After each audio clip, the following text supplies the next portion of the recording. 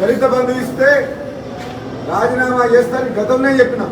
హుజురాబాద్ కాదు మా మునుగోడు ప్రజలకు ఇవ్వని చెప్పినాం. పోటీ కూడా ఏమని చెప్పినాం.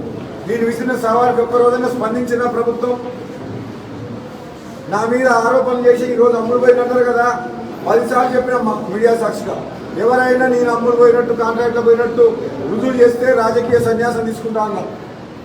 ఎవరైనా వచ్చినా ముందుకు నా మీద రుజువు చేస్తుంది. ఇంతవరకు కేవలం రాజకీయంగా ఎదుర్కోలేక నా ప్రతిష్టను దిగజార్చేందుకు ప్రజల్లోకి రాజీనామా చేసి మీకోసం రాజీనామా చేసిన మునుగోడు ప్రజలు ఇచ్చిన తీర్పుతోటి రేపు తెలంగాణలో అరాచక పాలన, కుటుంబ పాలన, అవినీతి పాలన చేస్తున్న ప్రభుత్వం పడిపోతుందని చెప్పి భయపడి ఇప్పుడు ప్రభుత్వం దిగి వచ్చింది. నాకు చాలా సంతోషంగా ఉంది. నా పదవి పోయినా పర్వాలేదు, మునుగోడుతో కేసీఆర్ పతనం, టీఆర్ఎస్ ప్రభుత్వ పతనం స్టార్ట్ అవుతుందని చెప్పి నాకు అర్థమవుతుంది. చాలా సంతోషంగా ఉంది. మునుగోడు ప్రజలు కూడా ఆలోచన చేస్తున్నారు. తెలంగాణ మొత్తం మునుగోడు వైపు చూస్తుంది. మునుగోడులో ఏం జరుగుతుంది, నెల రోజుల నుంచి ఈ మునుగోడు ప్రజలు ఏం తీర్పు ఇవ్వబోతున్నారు, తెలంగాణలో ఒక ప్రజాస్వామ్యం నిలబడాలంటే తెలంగాణ వాదులు, ఉద్యమకారులు, మునుగోడు ప్రజలు అందరూ ఒక్కతాటి మీకు వచ్చి పార్టీలకు అతీతంగా ఈ ధర్మ యుద్ధంలో ధర్మం వైపుండి ప్రజాస్వామ్యాన్ని కాపాడాలని చెప్పి ఈ మునుగోడు గడ్డ మీద నుంచి మునుగోడు ప్రజలకు, తెలంగాణ ప్రజలకు నేను పిలుపునిస్తున్నాను.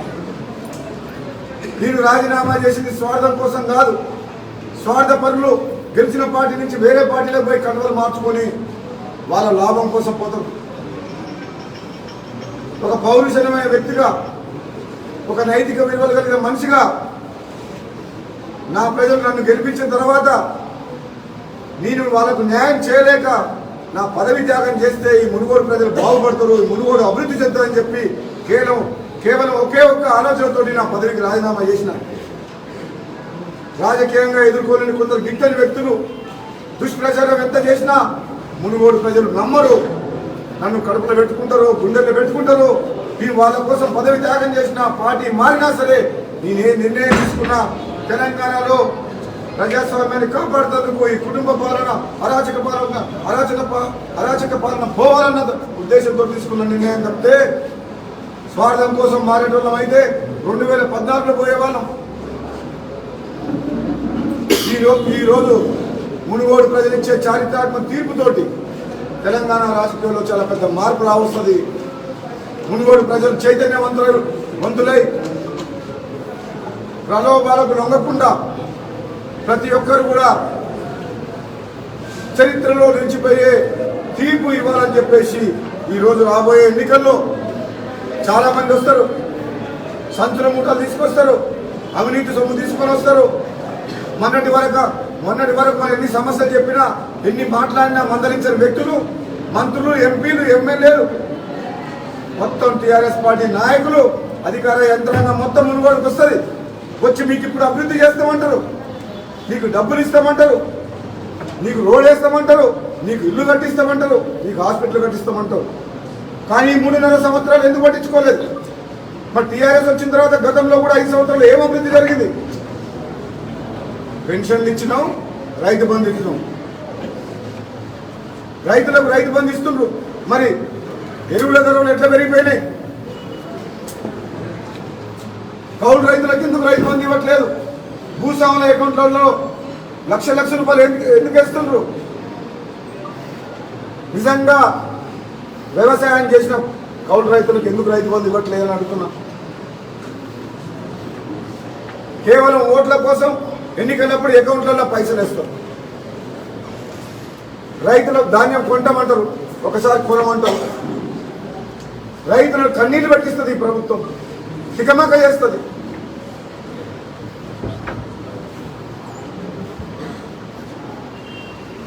ఎంతో మంది యువకులు కష్టపడి ఆత్మబలిదానం చేసి ఉద్యమం చేస్తే నిరుద్యోగ వృత్తి ఇస్తామన్నారు. ఇంతవరకు నిరుద్యోగ వృత్తి లేదు. ఈ విధంగా అన్ని రకాలుగా ఈ ప్రభుత్వం ఈ తెలంగాణ ప్రజల్ని, తెలంగాణ సమాజాన్ని మోసం చేసింది.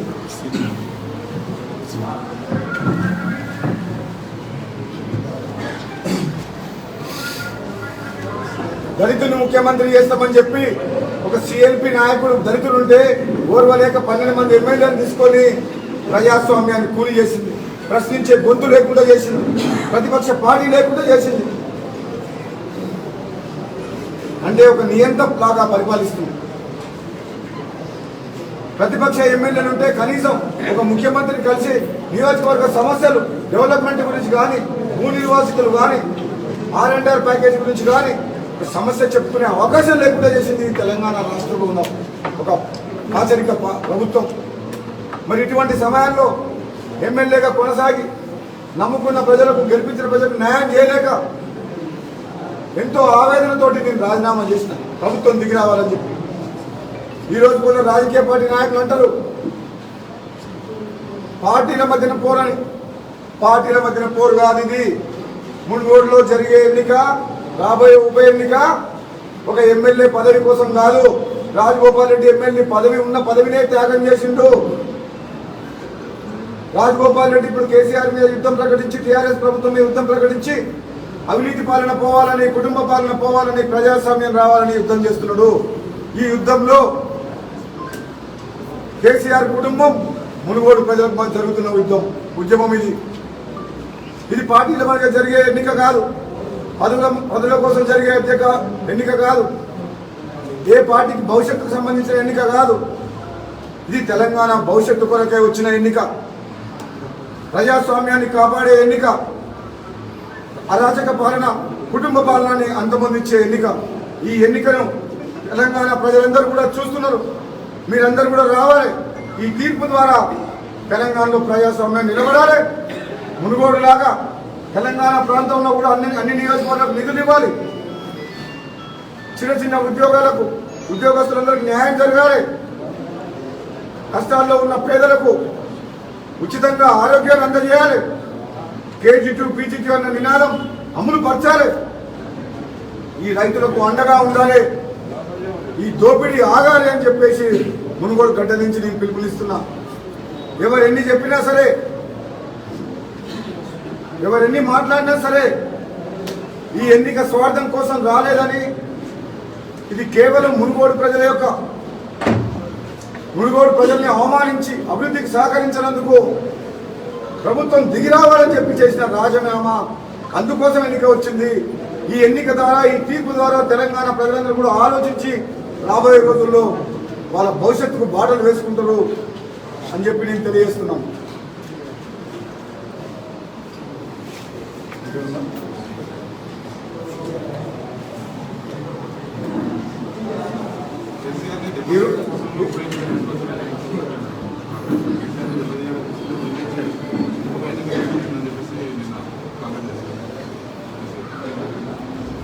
కేసీఆర్ని వ్యక్తిగతంగా దెబ్బతీయాలని ఎవరికి లేదు. కేసీఆర్ వైఖరిలో, ఆలోచన విధానంలో మార్పు రావాలి. కేసీఆర్ గారు ముఖ్యమంత్రి గారు తెలంగాణ రాష్ట్రానికి ముఖ్యమంత్రి కానీ ఒక గజ్వేల్, సిద్దిపేట, సిరిసిల్లకు కాదు. ఒక కాళేశ్వరం ప్రాజెక్టు ఒకటి పూర్తి చేస్తే SLBC సొరంగ మార్గం నల్లగొండ జిల్లా రైతులకు లాభం జరగలేదు. ఒక డిండి లిఫ్ట్ ఇరిగేషన్ పాలమూరు ఆగిపోతే మా మునుగోడుకు లాభం జరగలేదు. చింతమడకలో ఇంటికి 10 లక్షల రూపాయలు ఇస్తే మా మునుగోడులో 10 లక్షలు రాలేదు. గజ్వేల్లో, సిద్దిపేటలో, ఎర్రవెల్లిలో 2 బెడ్రూమ్లు కట్టినంత మాత్రాన మాకు రాలేదు. ఇక చాలా మందికి కనీసం స్థలం ఉన్న పేదలకు ప్రతి గ్రామానికి ఒక 3 లక్షల రూపాయలు ఇస్తే ఇల్లు కట్టుకుంటారని చెప్పి నేను అసెంబ్లీ సాక్షిగా చెప్పిన. ఈ విధంగా ఈ ఎన్నిక ప్రభుత్వం దిగి వచ్చి కష్టాల్లో ఉన్న ప్రతి పేదవాడికి అండగా ఉండాలని చెప్పి, ప్రభుత్వం కష్టాలు చూడాలని చెప్పి ఈరోజు మునుగోడు ముఖ్యమంత్రిని పిలిపిస్తున్నాం. లేకపోతే మునుగోడుకు వచ్చేవాడు ముఖ్యమంత్రి. ఈరోజు మునుగోడు అంటే తెలంగాణ రాష్ట్రంలో మునుగోడు అని చెప్పి ప్రతి ఒక్కరు మాట్లాడుకుంటున్నారు. కాబట్టి ఈరోజు ముఖ్యమంత్రి ఉప ఎన్నిక వచ్చింది. కాబట్టి ఈరోజు ముఖ్యమంత్రి గారు ఫామ్ హౌస్లోకి వెళ్ళి బయటకు వచ్చి ముఖ్యమంత్రి తెలంగాణ మన మునుగోడుకు వస్తుండు. ఏనాడన్నా మాకు అపాయింట్మెంట్ ఇచ్చిందా? మా సమస్య గురించి మాట్లాడిందా? మా సమస్య విన్నడా? పోని ఈరోజు పార్టీలు మారుతున్నాం. అవును, కేంద్రంలో అధికారంలో ఉన్న మోడీ, అమిత్ షా గారి నాయకత్వంలో రేపు 21వ తారీఖు నాడు మునుగోడులో భారీ బహిరంగ సభ పెట్టి ఆ రోజు బీజేపీ పార్టీలో చేరుతున్నాం. పార్టీలో చేరినందుకు చేరేటప్పుడు ఒక నైతిక విలువలు కలిగిన వ్యక్తిగా ఎప్పుడు కూడా నేను కాంగ్రెస్ పార్టీని కానీ సోనియా గాంధీని కానీ రాహుల్ గాంధీని కానీ పల్లెత్తు మాట అనలేదు.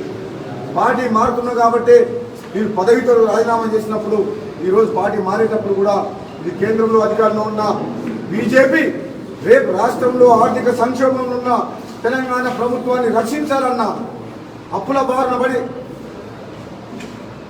జీతాలు ఇవ్వలేని పరిస్థితి ఉంది. రైతు బంధు కోసం జీతాల కోసం ప్రతి నెల అప్పు చేస్తున్న సర్కారుని తెలంగాణ రాష్ట్రాన్ని తెలంగాణ ప్రజల్ని కాపాడాలంటే కేంద్రంలో అధికారంలో ఉన్న బీజేపీనే మన తెలంగాణ రాష్ట్రకు రేపు భవిష్యత్తుని ఇవ్వగలుగుతుంది. ఆ నమ్ముతున్న వ్యక్తులని మొదటి వ్యక్తిని. అది తప్ప కేంద్రంలో అధికారంలో ఉంది, మన రాష్ట్ర ఆర్థిక పరిస్థితి బాగాలేదు. అడ్డగొడిగా కేసీఆర్ గారు తీసుకున్న నిర్ణయాల వల్ల ఈరోజు భయంకరమైన పరిస్థితి ఏర్పడింది మన రాష్ట్రంలో. ఉదాహరణ శ్రీలంకలో ఏ విధంగా ఉందో మన తెలంగాణలో కూడా అట్లే ఉంటుంది. రాబోయే పరిస్థితి రాబోయే రోజులు అట్లే ఉంటుంది. కాబట్టి రేపు మునుగోడులో 21వ తారీఖు నాడు అమిత్ షా గారు భారీ బహిరంగ సభ బీజేపీ పార్టీ బండి సంజయ్ గారి నాయకత్వంలో మునుగోడులో జరగబోతుంది. ఆ రోజు నేను పార్టీలో చేరుతున్నా. లక్షలాదిగా నల్గొండ జిల్లాతో పాటు తెలంగాణ నుంచి బీజేపీ కార్యకర్తలు ప్రజలు కూడా వస్తారు. ఆ బహిరంగ సభను ప్రజలందరూ కూడా వాళ్ళ భవిష్యత్తు కోసం రాబోయే రోజుల్లో తెలంగాణ రాష్ట్రం బాగుండాలని కోరికతో చేస్తున్నాయి ఈ బహిరంగ సభ. ఈ నిర్ణయాన్ని మీరందరూ స్వాగతించాలని చెప్పి మీరందరూ కూడా బహిరంగ సభను అటెండ్ చేయాలని చెప్పి మధ్యాహ్నం 2 గంటలకు 21వ తారీఖు నాడు రావాలని కోరుకుంటున్నాను. పట్టించుకోవాలంటూ కూడా మీరు ప్రజలు ప్రమోటెడ్ ఆరోపణ చేశారు. దీంతో పాటు కూడా బీజేపీలోకి వస్తున్నట్టు సంకేతాలు ఇస్తున్నట్టు ప్రశ్న మీరు వెంకటరెడ్డి గారిని అడగాల్సిన టైం మిస్టేక్ నన్ను అడిగింది. వెంకటరెడ్డి గారిని అడగాల్సిన ప్రశ్న నన్ను అడిగింది. వెంకటరెడ్డి గారు ఎప్పుడైనా ఆలోచించి రైట్ టైంలో రైట్ డిసిషన్ తీసుకుంటారన్న నమ్మకం నాకుంది. బీజేపీ పార్టీ ఏర్పాటు చేశారో అంత ముందుగానే భిన్నంగా కాంగ్రెస్ పార్టీ మునుగోడు కాన్స్టిట్యూన్సీలో పాదయాత్ర చేసి కాంగ్రెస్ క్యాడర్ని కాపాడుకోవడం కోసం ప్రయత్నాలు చేస్తున్నారు. మీకు ఎలాంటి ప్రయత్నాలు చేస్తున్నారు భారతీయ జనతా పార్టీ నుంచి? కానీ మీరు భారతీయ జనతా పార్టీ ఈరోజు దేశంలో 2 సార్లు కేంద్రంలో అధికారంలో వచ్చింది. అవినీతి రహిత ప్రభుత్వంగా పేరు తెచ్చుకుంది. 3వసారి కూడా రాబోయే 2024 ఎన్నికల్లో కూడా మోడీ గారి నాయకత్వంలో అధికారంలోకి వస్తుంది. తెలంగాణ ప్రజలందరూ కూడా మీరు ఆలోచన చెయ్యండి. ఈ అరాచక పాలన కుటుంబ పాలన పోవాలంటే కేంద్రంలో అధికారంలో ఉన్న బీజేపీ పార్టీ మోడీ అమిత్ షా గారి నాయకత్వంలో మనం పనిచేస్తే బీజేపీ అధికారంలోకి వస్తుంది. ఆర్థిక క్రమశిక్షణతోటి రాష్ట్రాన్ని ఒక గాడిలో పెట్టి ఈ రాష్ట్రం అభివృద్ధి చెంది ఎంతోమంది యువకులకు ఉపాధి కల్పించే విషయంలో కూడా పెద్ద ఎత్తున పరిశ్రమలు తీసుకొచ్చి ఈ రాష్ట్రాన్ని కాపాడుకోవాల్సిన బాధ్యత మనందరం ఉంది. కాబట్టి అది కేవలం బీజేపీ ద్వారానే మోడీ గారి నాయకత్వంలో తెలంగాణ రాష్ట్రానికి భవిష్యత్తు ఉందని చెప్పి మీ అందరూ కూడా నేను చెప్తున్నాను.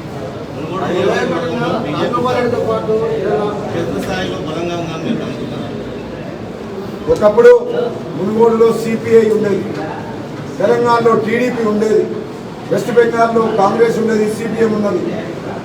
అలాగే ఈరోజు కూడా రాను కాలానుగుణంగా మారుతున్న పరిస్థితుల దృష్ట్యా ఇక్కడ బీజేపీ బలపడుతుంది. రాబోయే రోజుల్లో మోడీ గారి నాయకత్వంలో బీజేపీ పార్టీ ఇక్కడ అధికారంలోకి వస్తుందని చెప్పి నాకు పూర్తి విశ్వాసం ఉంది. కాలానుగుణంగా పరిస్థితుల దృష్ట్యా ప్రజలు కూడా అర్థం చేసుకొని బీజేపీని ఆదరించాలని చెప్పి తెలంగాణ రాష్ట్రంలోని ప్రతి తెలంగాణ పౌరుడికి, తెలంగాణ సమాజానికి నేను మునుగోడు గడ్డ నుంచి మీకు విజ్ఞప్తి చేస్తున్నా. మన భవిష్యత్తు, దేశ భద్రత, దేశ సమైక్యత, దేశ అభివృద్ధి, ఈ యువత భవిష్యత్తు కూడా బీజేపీ ద్వారానే మోడీ గారి నాయకత్వాన్నే మనకు కనబడుతుంది. కాబట్టి మీరందరూ కూడా ఆలోచన చేసి బీజేపీ వైపు రావాలని చెప్పేసి మీ అందరూ కూడా నేను విజ్ఞప్తి చేస్తున్నాను. హాయ్ ఫ్రెండ్స్, మా టుడే టుమారో యూట్యూబ్ ఛానల్ చూస్తున్నందుకు చాలా థ్యాంక్స్. మరిన్ని లేటెస్ట్ వీడియోస్ కోసం వెంటనే సబ్స్క్రైబ్ చేయండి. అలాగే ఈ బెల్ ని కూడా రింగ్ చేసేయండి. మా నోటిఫికేషన్స్ అన్ని మీ మొబైల్లో వస్తాయి. అలాగే మా వీడియోస్ మీకు నచ్చితే లైక్ చేయండి, షేర్ చేయండి, నచ్చకపోతే కామెంట్ చేయండి.